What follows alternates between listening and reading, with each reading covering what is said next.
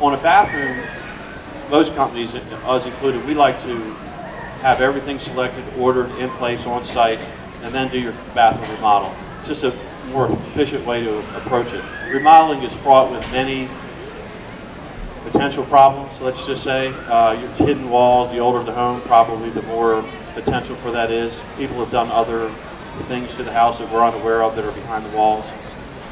But having all those selections figured out and keeping your selection lead time to a minimum. So if you're looking at tile and it's a 6-week lead time, we get in there and the tile, there's a bad batch of tile, and we can't finish your backsplash or we can't finish your floor because you can't set your cabinets because your tile 6 weeks later, that can create problems. So I try to tell people, keep it to a 3 or 4 week lead time on items, you know, on your faucets and your things. Try and keep those things to, you know, your standard pullers and your American Standard, all those things that you can get readily available within a week or two. It helps, can make things go a lot smoother on your projects. Cost overruns. I pause there because cost overruns are a big topic, and really, I would say 90% of the cost overruns are due to homeowners' selections. They like the bling, so I inherently get someone that says, here's my budget, we're going to stick to the budget. Okay, we go out, we look at things, and they're picking their tile, and they're, ooh, I like this glass tile. Ooh, I really like this appliance. Ooh, I want to do this upgraded granite with the blue pearl in it.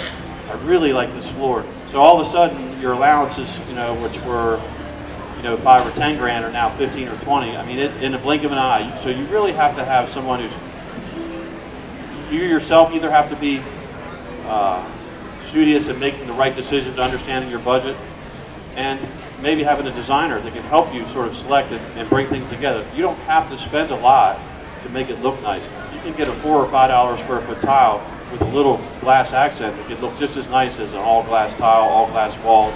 So a lot of that's driven by our clients. For kitchen, these are pretty standard. People want to update it. What kind of appliances? You know, you want to go with Energy Star appliances when you can, help there. What type of flooring? What's comfortable? Are you looking for hardwood, tile? A lot of the floating floors are nice. They have some that look like ceramic. Countertops. You can go level 1 or level 2 granite and still be less than a quartz top most times if you stay in a level 1 or level 2 granite. And they're perfectly fine. The difference is they're just more common. So some people are always worried about the wear and tear on granite too. I get this question a lot. Oh, it's high maintenance, I got to do this. There's no more maintenance than any other countertop. As long as you take care of, you know, just do the normal stuff and wipe it down. Don't leave stuff sitting on it.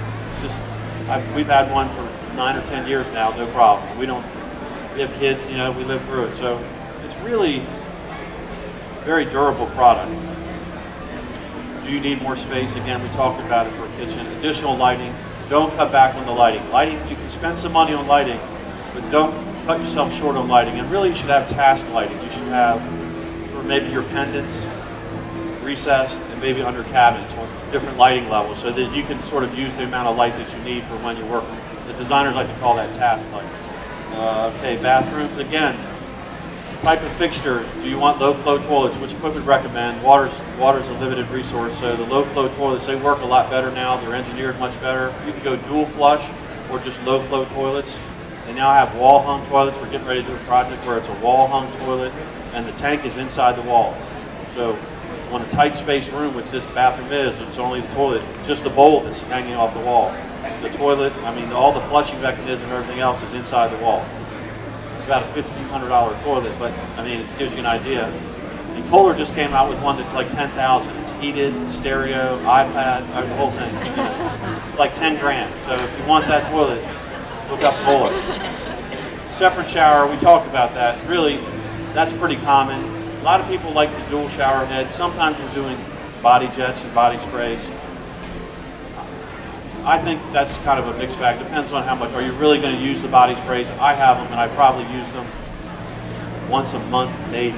The dual shower head thing, though, is probably the most popular, and having individual control over that and your temperature. That's probably the most popular way. So one's a handheld, typically, and then one's a big rain head. So you kind of have both, and it really serves. Also, the handheld on the slide bar helps you in aging in place. So if you have to sit down, you need to wash, helps cleaning the shower. You have pets, helps there too, because you can wash the pets in there. Shower rod or shower doors. I probably do more shower doors, and the prices of those have come down. They're much more competitive. To do a frameless shower, quote unquote, the really nice 3/8 inch thick, but you can go middle of the road and do what we call a semi-frameless shower too. They're really, it just depends on your budget and your taste. I mean, that's really what drives the whole thing. And again, lighting again, really important to do the right lighting and do the right amount of lighting. Yeah, this is the other question I get a lot, is how long? And there really are three components: design, development. How long is that going to take? It kind of depends on how big of your project. You know, is it an addition with a bathroom? So certainly that's going to take more time. Part of that's driven by really your decision making, how good you are at making decisions and moving forward. Most contractors can work to your pace. You just need to tell them what you need and be a good decision maker and get them the information back. So design development can take just a week or two. If it's a simple pull and redo and you're a good decision maker, it can take 6 months depending on the size and scope of the project.